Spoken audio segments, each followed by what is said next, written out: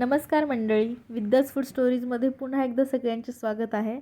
आणि आज आपण बनवणार आहोत अगदी हॉटेल स्टाईल तंदूर रोटी, तीही घरच्या घरी आणि अगदी सोप्या पद्धतीने. तंदूर नसलं तरी काही हरकत नाही, ही रोटी तुम्ही गॅसवर किंवा ओव्हनमध्ये अगदी झक्कास तयार करू शकता. चला तर मग सुरुवात करूयात. तर इथे सगळ्यात अगोदर मी घेतला आहे एक मोठा बाऊल. त्यामध्ये मी 2 वाटी गव्हाचं पीठ घेतलं आहे. त्याचबरोबर 1 चमचा साखर, चवीपुरतं मीठ, 1 चमचा बेकिंग पावडर आणि पाव चमचा बेकिंग सोडा मी याच्यामध्ये घालून घेतला आहे. त्याचबरोबर इथे आपल्याला घ्यायचं आहे 1 वाटी दही.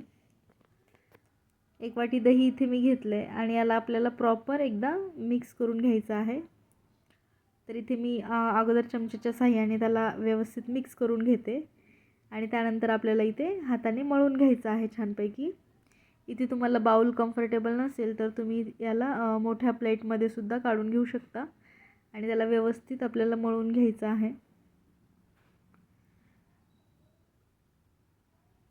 बघू शकता थोडं थोडं कोमट पाणी आपल्याला याच्यामध्ये वापरायचं आहे, जेणेकरून जी आपली तंदूर रोटी आहे ती अगदी मऊसर अशी बनून तयार होईल.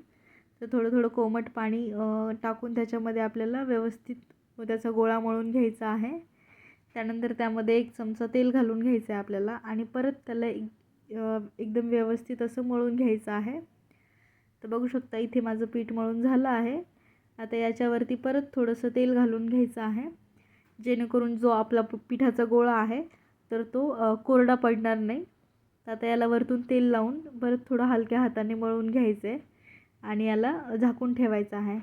तर याला आपल्याला 20 ते 30 मिनिटासाठी झाकून ठेवायचं आहे, जेणेकरून जी आपली तंदूर रोटी आहे ते अगदी मऊसूत बनून तयार होईल.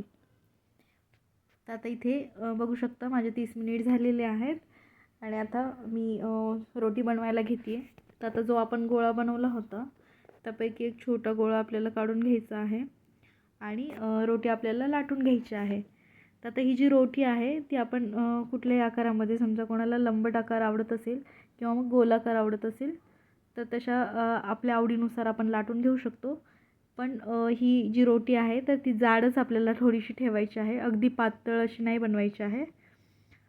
आणि इथे आपल्याला लोखंडी तवा वापरायचा आहे. तर आता जी रोटी मी लाटून घेतली आहे त्याच्यावरती मी पाणी लावून घेते आहे आणि तवा गरम झाला की त्याच्यावरती पाणी लावलेली साईड जी आहे त्या साईडनं आपल्याला रोटी टाकून घ्यायची आहे. त्यानंतर आपल्याला तवा उलटा करून त्याची दुसरी जी साईड आहे रोटीची ती गॅसच्या आचेवरती आपल्याला भाजून घ्यायची आहे.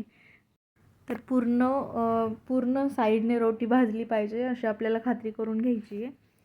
तर बघू शकता इथे मी तवा पूर्ण साईडने धरून व्यवस्थित आचेवरती धरून रोटी भाजून घेतली आहे.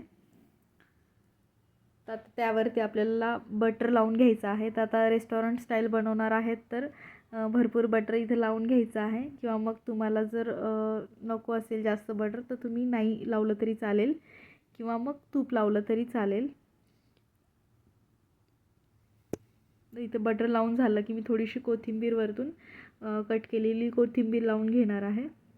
जर तुम्हाला हवं असेल तर जेव्हा तुम्ही रोटी लाटता तर तेव्हाच तुम्ही कोथिंबीर त्याला चिटकवून घेऊ शकता, किंवा मग काळे तीळ असतात तर ते पण त्याच्यावरती लावून घेऊ शकता. तर इथे मी शेवटी कोथिंबीरवरती टाकून घेते आहे.